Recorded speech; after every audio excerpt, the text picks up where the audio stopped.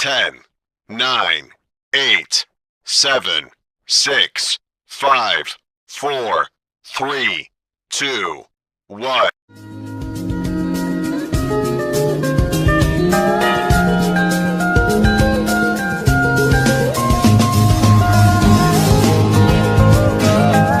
Direct and indirect speech. Direct speech, kalimat langsung, ialah kata-kata atau kalimat yang diucapkan langsung oleh pembicara, orang pertama, dan ditulis apa adanya. Contoh, she says, I am a clever student. Dia berkata, saya seorang murid yang pandai. Hal-hal yang harus diperhatikan pada bentuk direct speech, yaitu A. Reporting verb, yang melaporkan, dan reported words, yang dilaporkan, dipisahkan dengan tanda koma, Merekeno kumporkat. B. Reported words dalam kalimat langsung ditulis dalam tanda kutip. C. Reporting verb bisa juga disebut reporting sentence, kalimat pelapor. Reported words dapat disebut reported speech, kalimat yang dilaporkan. D. Letak reporting verb tidak harus di awal kalimat, tetapi bisa berada di akhir kalimat. Perhatikan contoh berikut ini. He said, "It is time to go away." Dia berkata, sudah tiba waktunya untuk pergi. He said, reporting verb, it's time to go away. Reported words bisa menjadi, it is time to go away. He said, sudah tiba waktunya untuk pergi. Dia berkata, it's time to go away. Reported words, he said, reporting verb. Pengertian indirect speech. Indirect speech, kalimat tak langsung, ialah kalimat yang diucapkan untuk menyampaikan pernyataan seseorang. Contoh, she says that he is a clever student. Dia berkata bahwa dia seorang murid yang pandai. Hal-hal yang harus diperhatikan dalam kalimat tak langsung, yaitu A. Antara reporting verb dengan reported words dihubungkan oleh kata penghubung, conjunction. B. Dalam kalimat tak langsung, indirect speech, tanda kutip, quotation marks, tidak diperlukan. Bentuk-bentuk indirect speech dapat dibagi menjadi dua, yaitu A. Bentuk kalimat tidak langsung yang kata pengantarnya dalam bentuk present tense, maka kalimat langsungnya tidak mengalami perubahan tense. Contoh, she says, I am a clever student. Dia berkata, saya seorang murid yang pandai. B. Bentuk kalimat tidak langsung yang kata pengantarnya dalam bentuk past tense, maka kalimatnya mengalami perubahan, yakni tense, kata ganti orang, serta keterangan tempat. Perubahan keterangan waktu 1, adverb of time. Now menjadi, then today menjadi that day.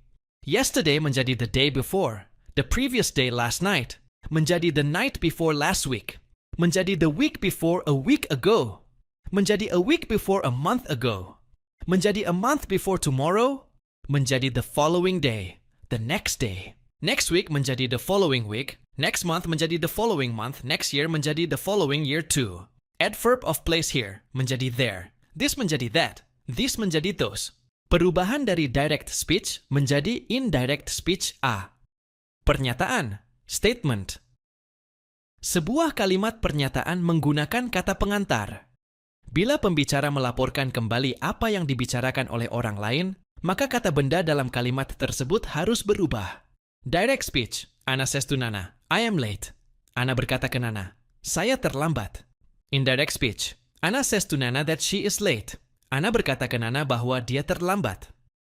Bila pembicara melaporkan dirinya sendiri, maka kata ganti orang, I, my, me, tetap. Direct speech, I said, I will leave the country. Indirect speech, I said I would leave the country. B. Pertanyaan, question. 1. Pertanyaan diawali dengan kata tanya, who, siapa, what, apa, when, kapan, where, di mana, dengan ketentuan sebagai berikut. Kata tanya tetap dipakai dalam pertanyaan tidak langsung. Susunan pertanyaan tak langsung menggunakan susunan kalimat pernyataan, bukan dalam kalimat tanya. Perubahan bentuk waktu, tenses, mengikuti ketentuan seperti biasa sebagaimana bentuk waktu pada kalimat tak langsung yang berasal dari pernyataan. Contoh, direct speech, DS. Ronald said to Aning, what are you doing? Ronald berkata kepada Aning, apa yang sedang kamu lakukan? Indirect speech, IS. Ronald asked Aning what she was doing. Ronald bertanya kepada Aning apa yang sedang dia lakukan. Direct speech, DS. He wanted to know, how did you do this? Dia ingin mengetahui, bagaimana caranya kamu melakukan ini? Indirect speech, IS. He wanted to know how I had done that. Dia ingin mengetahui bagaimana caranya saya telah melakukan itu. 2. Pertanyaan tanpa menggunakan kata tanya dengan ketentuan sebagai berikut. Menggunakan if atau whether dalam pertanyaan tak langsung. Susunan pertanyaan menggunakan susunan kalimat pernyataan. Statement. Contoh, direct speech. DS. Rani asked me, "Can you help me?" Rani bertanya kepada saya, "Bisakah kamu membantu saya?" Indirect speech. IS. Rani asked me whether I could help her. Rani bertanya kepada saya, apakah saya bisa membantunya? Direct speech. DS. He asked me, "Are you very busy?" Dia bertanya kepada saya, apakah kamu sangat sibuk? Indirect speech. IS. He asked me if I was very busy. Dia bertanya pada saya, apakah saya sangat sibuk? Notes. 1. Susunan anak kalimat tak langsung. Indirect speech. Bentuk question. Selalu statement. Dengan pola. Tanpa kata tanya. If, whether. Apakah, plus, S, plus, P. Dengan kata tanya. Kata tanya plus, S, plus, P. 2. Sama dengan aturan statement. Yaitu, kalau induk kalimatnya present, tidak ada perubahan tenses. Kalau kalimatnya past, ada perubahan tenses. Kalau anak kalimatnya menggunakan kata-kata would, should, might, ought to, used to, dan had better, tak ada perubahan tenses. C. Perintah, permintaan, imperative request. Ketentuan yang perlu diperhatikan. 1. Apabila reported words, kata-kata yang dilaporkan, merupakan kalimat perintah permintaan, maka reporting verb, kata kerja yang melaporkan, yang berupa say atau tell, harus diubah menjadi kata kerja tertentu yang menandakan, antara lain, command, perintah, misalnya, ordered, commanded yang berarti menyuruh atau memerintahkan. Precept, petunjuk, bimbingan, didikan, misalnya, advised yang berarti menasihati. Request, permohonan, misalnya, asked yang berarti meminta atau memohon.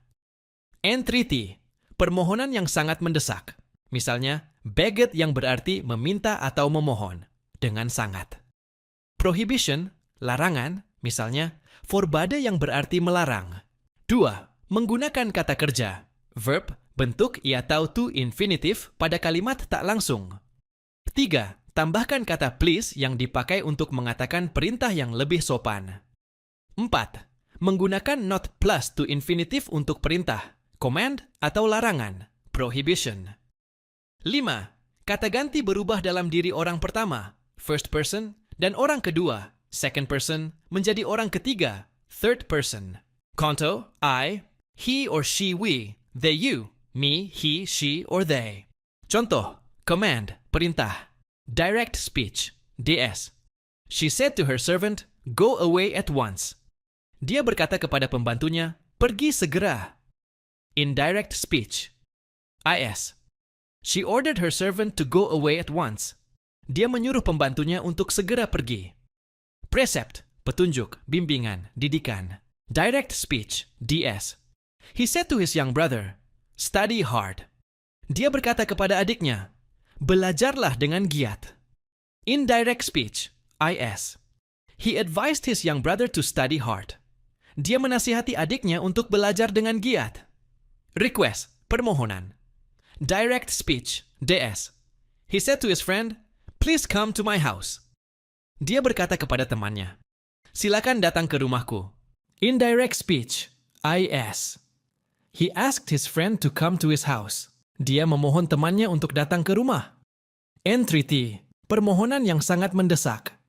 Direct speech, DS.